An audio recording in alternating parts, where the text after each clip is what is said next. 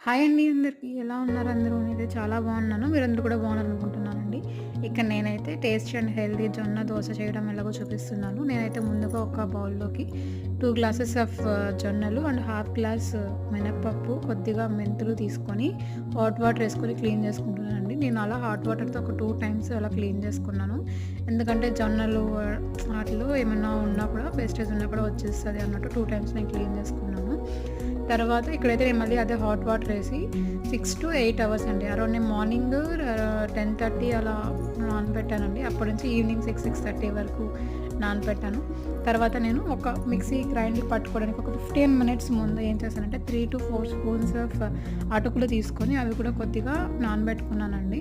అవి నానిన తర్వాత మిక్సీ జార్‌లోకి మనం ముందుగా నానబెట్టుకున్న జొన్నలు, మినపప్పు కలిపి ఉన్నదాన్ని ఇంకొకసారి వాష్ చేసి మిక్సీ జార్‌లో పెట్టుకొని అటుకులు వేసేసి బ్యాటర్‌ని చూసారు కదా! అలా బ్యాటర్ పట్టుకున్నాను.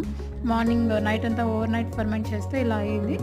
ఇంకా మార్నింగ్ అయితే దోస వేయడానికి ఒక బౌల్‌లోకి తీసుకొని అందులో కొద్దిగా సాల్ట్, కొద్దిగా దోసల సోడా వేసి కొద్దిగా వాటర్ ఏసి మిక్స్ చేసుకున్నాను. ఇప్పుడు స్టవ్ పైన ఒక పాన్ పెట్టి పాన్ పైన దోస వేసుకున్నట్టు వేసుకునేసానండి. చాలా బాగా వచ్చాయి.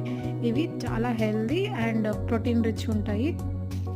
ఎవరికైనా తినేయొచ్చు. ఈజీగా తింటారు. పిల్లలు కూడా చాలా ఇష్టంగా తింటారు. పెద్దలకి కూడా చాలా బావుంటది.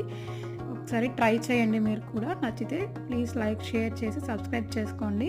నేను ఇందులోకైతే దొండకాయ పచ్చడితో సర్వ్ చేసుకున్నానండి. మీకు కూడా కావాలంటే చెప్పండి. రెసిపీ నేను పెడతాను. Thanks for watching. Bye bye. Please share and subscribe for more updates.